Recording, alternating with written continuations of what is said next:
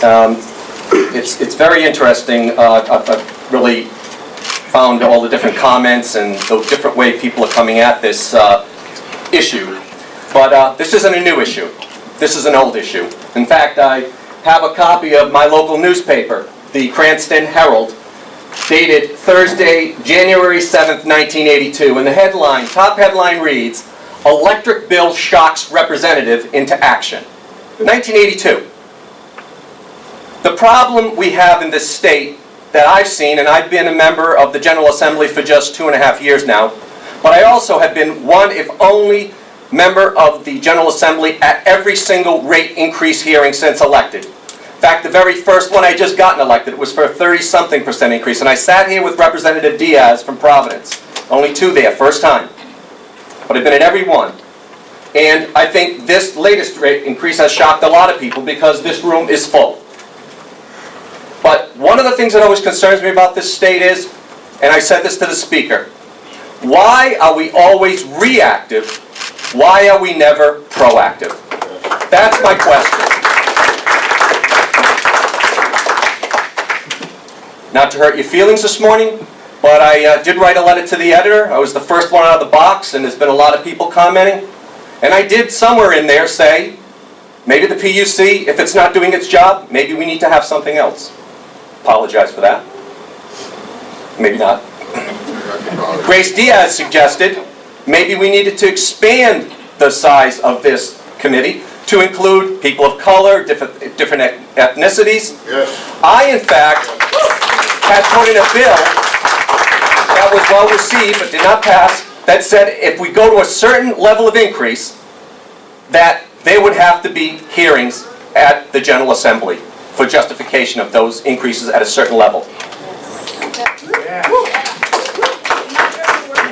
Well, I've looked at some of the numbers, and as the mayor had spoken about, in 2016, National Grid, and again, it's an English conglomerate, it's not an American conglomerate, their pre-tax profit was $6.85 billion in 2016, and despite taking a pre-tax profit was down 64% due to an accounting change, in 2016 it rose to $7.2 billion. So it's increasing, not decreasing. So it goes, I think, to the heart of the matter is, do they need that money? But another thing was raised this morning, which I think is very important to listen to. The fact that the General Assembly this past year scooped $12.5 million from that energy efficiency program. Now, I've been the one that's been screaming about the fact that you find $1 charge on your cell phone bill, $1 charge on your landline bill, plus another 26 cents, supposedly geotechnology, schools, libraries.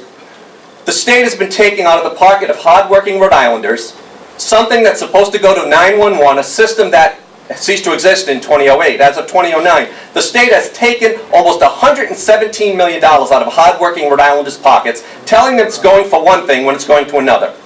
This energy efficiency program, last year, and if I got my figures correct,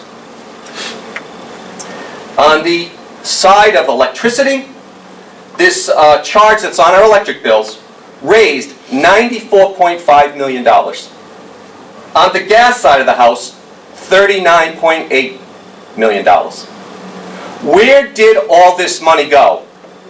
Did it go to energy efficiency? Are we using this money each year? Is it going to something else? Is it being banked?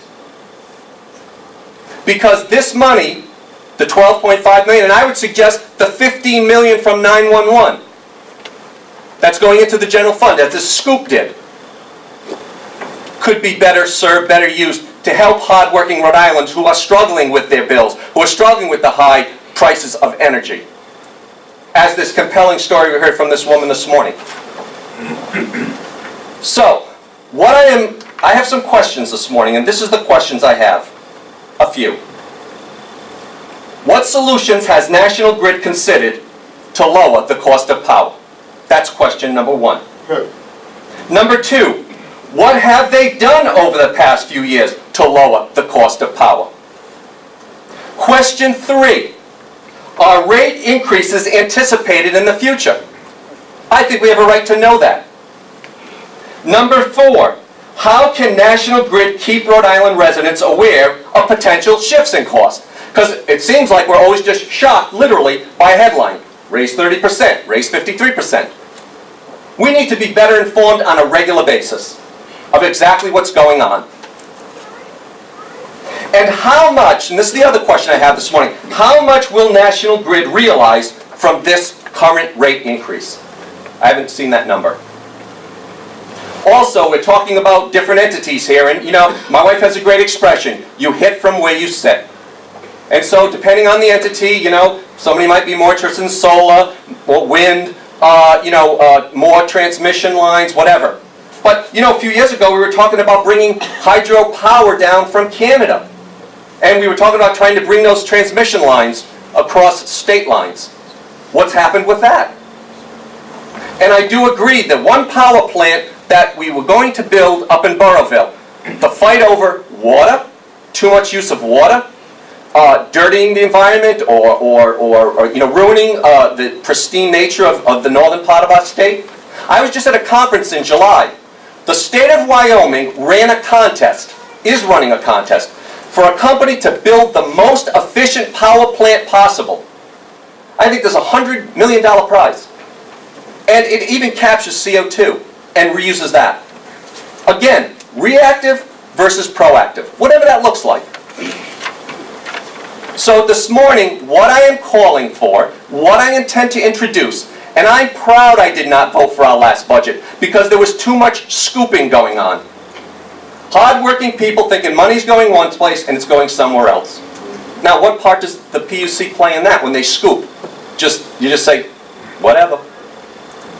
So I'm calling for the creation of a commission. And I'm going to introduce legislation to create a commission because these questions I asked this morning need to be answered. They need to be answered, and they are going to be answered.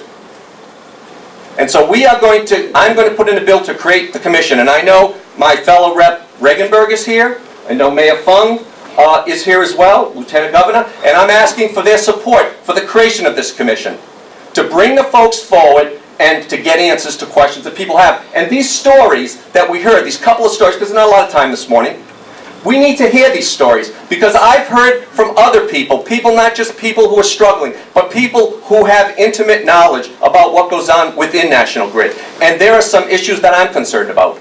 And I'm looking forward to having these people talk as well, because there are other issues that we're not even addressing here this morning.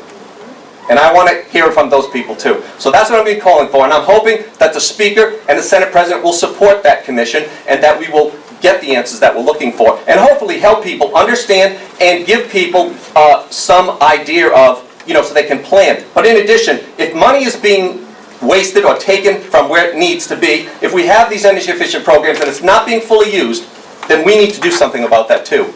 And I will do everything I can to see that that happens. Thank you so much.